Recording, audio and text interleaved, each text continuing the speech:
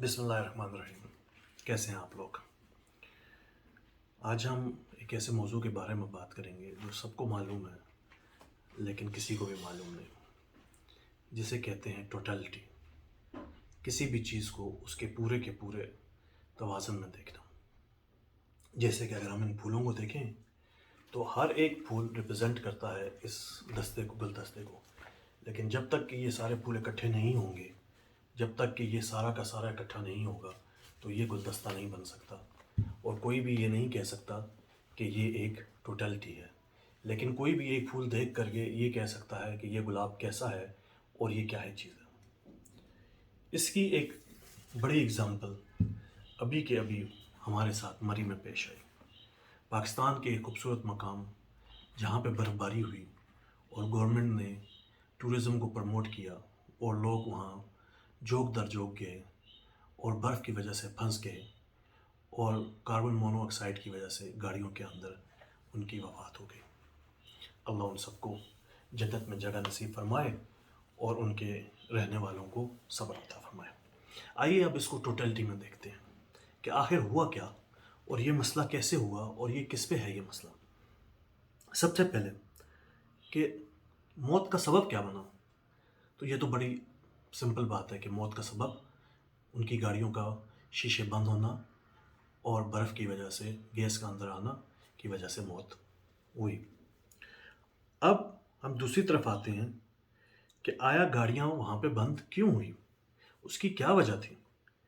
सबसे बड़ी वजह ये थी कि गवर्नमेंट टूरिज़म को प्रमोट कर रही है, इसलिए लोग वहाँ जोक दर जोक गए, लेकिन इंफ्रास्ट्रक्चर मौजूद नहीं था।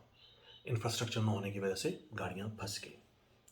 दूसरी वजह वहाँ पे बर्फ़ ज़्यादा हुई जो कि इस दौर में नहीं होती, इसकी वजह से गाड़ियाँ फंस गई। तो मिस इन्फॉर्मेशन थी, लोगों के पास इन्फॉर्मेशन नहीं थी।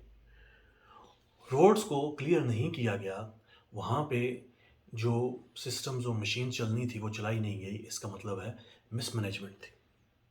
इमरजेंसी के तौर पे चीज़ों को सेटअप नहीं किया गया और लोगों को इन्फॉर्मेशन नहीं दी गई। यहाँ फिर ये मसला मिसमैनेजमेंट का आया। इसके बाद वहाँ पे एक मसला आया कि लोग गाड़ियों में क्यों रहे और होटलों में क्यों नहीं गए। कुछ लोग जा सकते थे, तो वहाँ पे मसला आया कि होटल वाले बड़े पैसे मांग रहे थे। अब इसमें क्या है, इसमें भी ये है कि एक तो लोगों का ग्रीडीनेस है जिसकी वजह से वो ज़्यादा मांग रहे थे और ये एजुकेशनल और कल्चरल इशू है। और दूसरा, पॉलिसी और प्रोसीजर्स को ना अडॉप्ट करना और उनको इन्फोर्स ना करना, ये मैनेजमेंट का इशू है।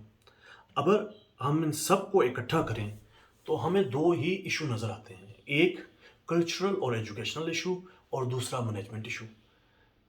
और अगर इन सबको हम इकट्ठा करें तो एक ही इशू बनता है, गवर्नमेंट की मिसमैनेजमेंट। चाहे वो ये गवर्नमेंट है या उससे पहली गवर्नमेंट है, कोई भी है, ये उसकी मिसमैनेजमेंट है जिसकी वजह से ये सब कुछ हुआ। तो जब आप किसी भी चीज़ के सारे एंगल को देख करके उसको टोटलिटी में लाएंगे और फिर उसका राइट एंगल देखेंगे तो आपको पता चलेगा कि ये सब का सब एक गुलदस्ता कैसे एक रह सकता है और इसमें क्या मामलात हैं। इसी चीज़ को अब हम अगर इस्लाम पे देखें तो आप एक हदीस, एक आयत, एक फतवे को लेकर के अपनी ज़िंदगी बसर नहीं कर सकते। आपके लिए बहुत ज़रूरी है कि आप कुरान, हदीस, असलाफ़ के अमल और जो कि हमारे फतावा जो कि सही उलमा ने दिए हैं उनको साथ ले करके जमा करके चलें, तो तब आपकी ज़िंदगी अच्छी गुजरेगी।